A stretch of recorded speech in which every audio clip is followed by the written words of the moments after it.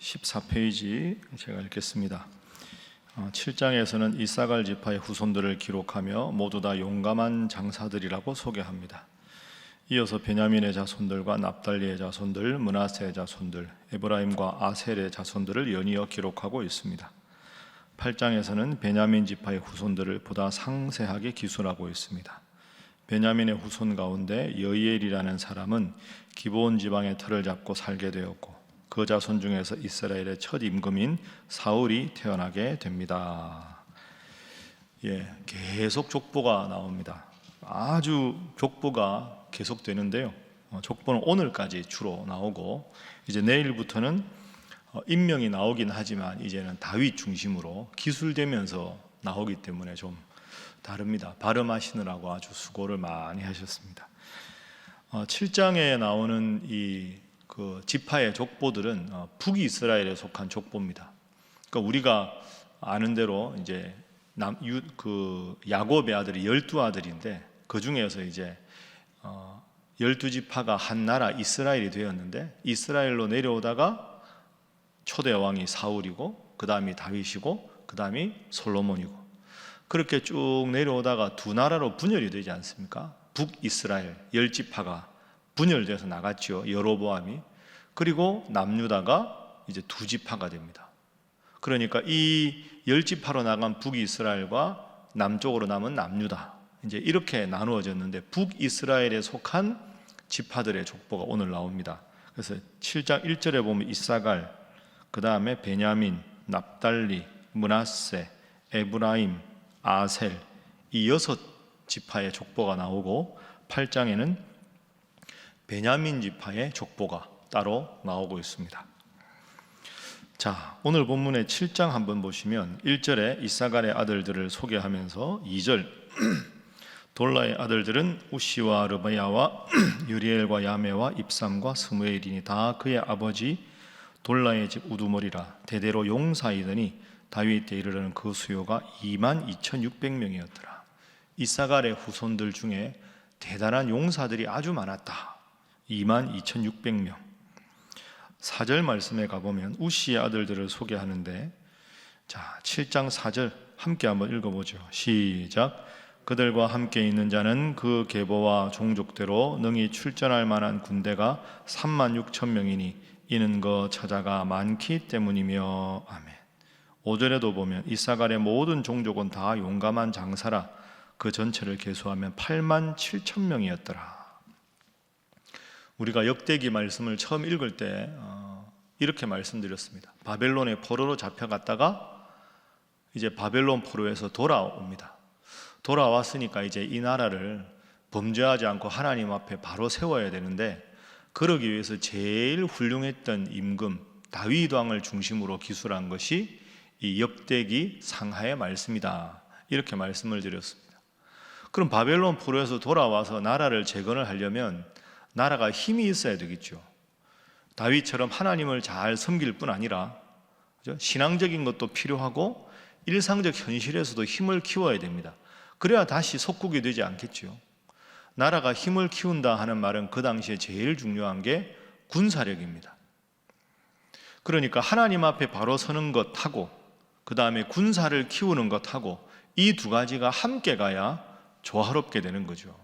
그래서 오늘 굳이 2절에 용사의 숫자가 22,600명이다. 4절에 군대가 36,000명이다. 5절에 다 하면 87,000명이라는 용사가 있었다.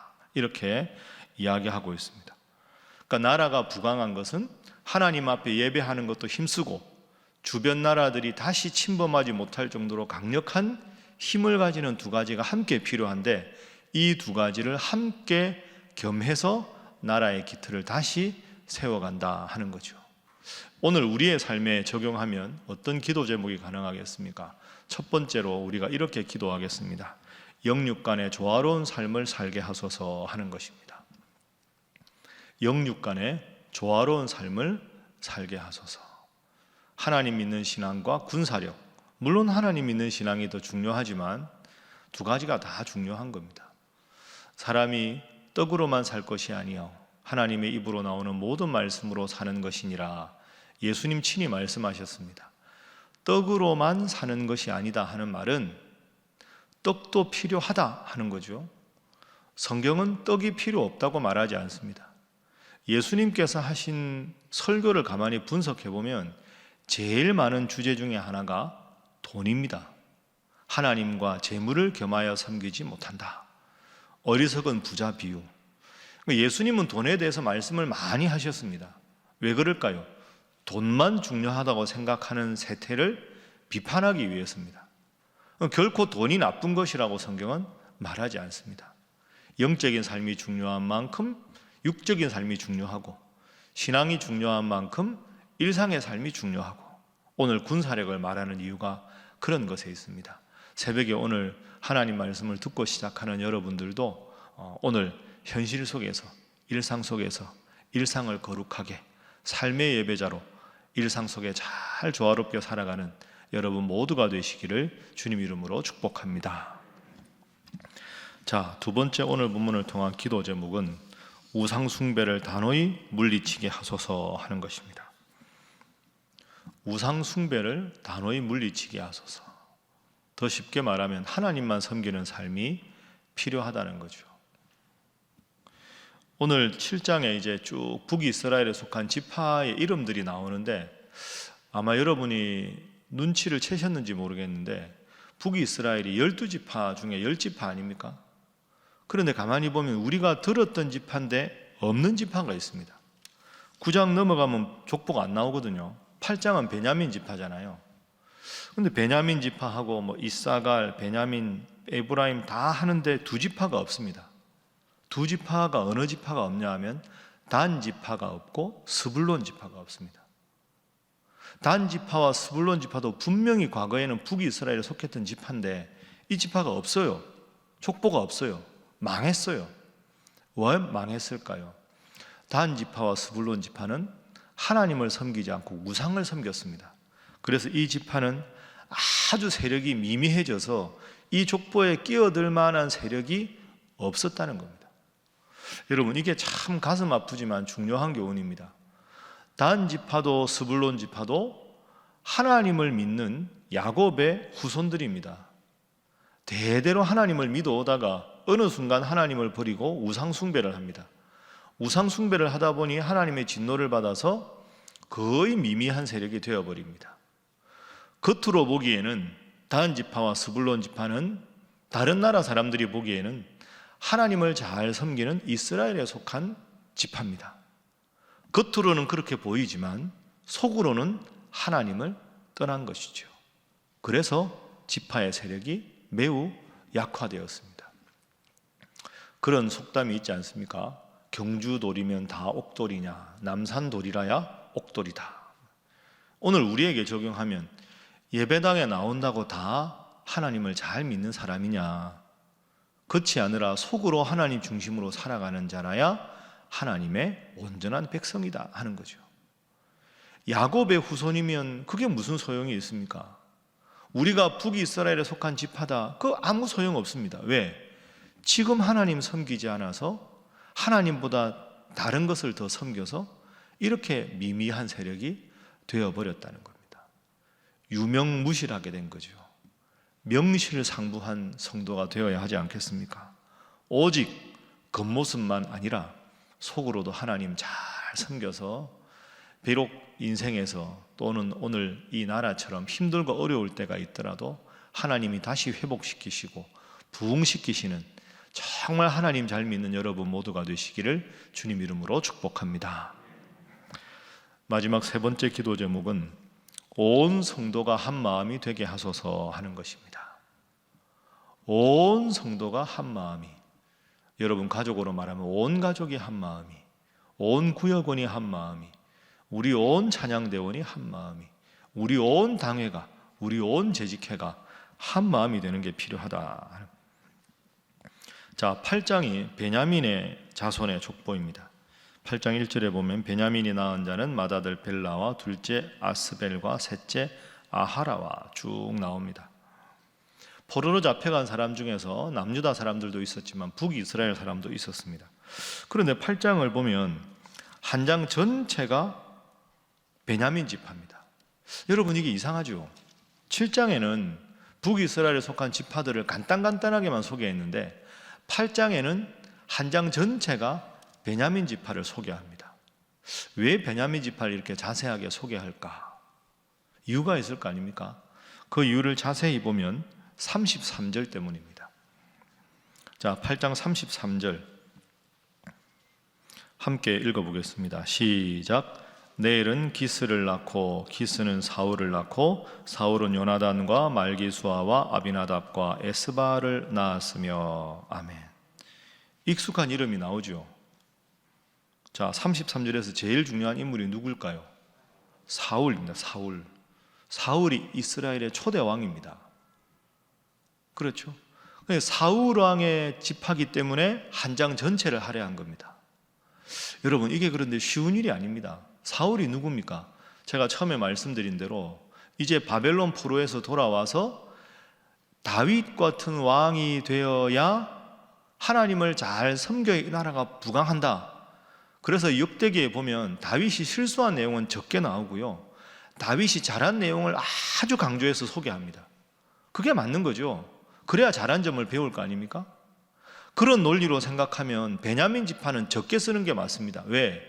사울이 왕이 된 다음에 그 다음에 다윗이 골리앗을 무너뜨리고 워낙에 승승장구하니까 이 다윗이 사울의 사위가 되지요. 그런데도 분이 안 삭는 겁니다. 저 내 다윗이 말이야, 나보다 더 인기가 있고. 그 사울이 다윗을 죽이려고 얼마나 혈안이 돼서 쫓아다닙니까? 그러면 다윗 왕을 중심으로 기술을 하려면 사울에 대한 기록은 적게 써야 합니다. 인간적으로만 생각하면. 그런데 사울 왕이 속한 가문이라고 베냐민 지파를 압도적으로 소개합니다. 이게 역대기 사가의 위대한 점입니다. 지금은 그걸 따질 때가 아니라는 거죠. 사울 왕이 다윗 왕을 죽이려고 했기 때문에 족보에서 제하는 게 아니라 이제는 나라가 부강해야 되니, 다시 부흥해야 되니 과거는 다 잊자. 북이스라엘에 속했던 지파, 남유다에 속했던 지파 다 잊고 12지파가 온전한 나라가 돼서 하나가 되자.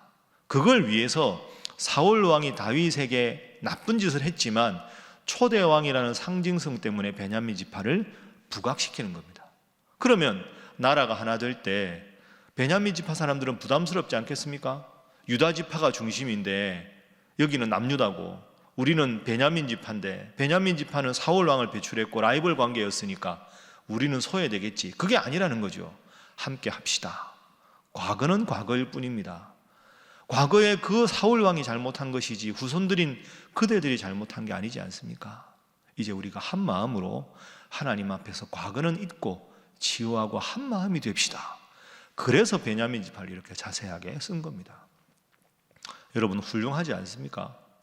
과거에 매여 사는 인생, 불행한 인생입니다. 과거가 중요한 게 아니라 현재가 중요한 거죠. 물론 그렇다고 해서 과거의 상처가 없어지진 않습니다. 서로 용서를 구하고 서로 하나님 앞에서 화해하는 과정이 필요하지요. 그래야 비온 후에 땅이 더 든든하게 굳지 않겠습니까? 그래서 오늘 이 본문을 우리가 꼭 기억하고, 하나님, 우리 신일교회도 지난달에 누가 잘못한 것, 어제 누가 잘못한 것, 과거에 그 사람이 어떤 짓을 했던 것, 그런 거 너무 기억하지 말고 여러분 마음 불편한 분들이 있으면 그분들 위해서 더 사랑하게 해달라고 기도하고, 그분이 정말 잘못한 게 있으면 하나님 저분의 잘못을 하나님 깨우쳐 주시고 더 회복되고 서로 사랑하는 좋은 관계가 되게 해주십시오. 그래야 나라가 잘 되고 우리로 말하면 우리 교회가 잘 되지 않겠습니까? 온전히 정말로 가족들끼리 한 마음이 되고 우리 성도들 간에 한 마음이 되고 여러분에 속한 일대의 모든 분들이 한 마음이 돼서 하나님 안에 온전한 성도로 서로 사랑하고 기도하는 우리 사랑하는 교회가 되고 여러분이 될 수 있기를 주님 이름으로 축복합니다. 기도하겠습니다. 하나님, 영육간의 조화로운 삶을 살아가게 하여 주옵소서. 신앙생활과 일상생활의 조화를 늘 유지하게 하시되 항상 하나님 앞에서 하나 되어 서로 섬기는 삶을 살아가게 하여 주시고, 오직 하나님, 나의 모든 생각, 나의 모든 고집, 나의 모든 가치관, 내가 생각하는 우상, 내 삶의 1순위 다 걷어내고 오직 하나님의 영광을 위해 살아서 더불어 내가 잘 되는 복된 인생 살아가게 하여 주시옵소서. 그런 우리 신일교회 되게 하여 주시옵소서. 다 함께 주님 앞에 기도하겠습니다. 주여 믿습니다. 주여 믿습니다. 주여 믿습니다.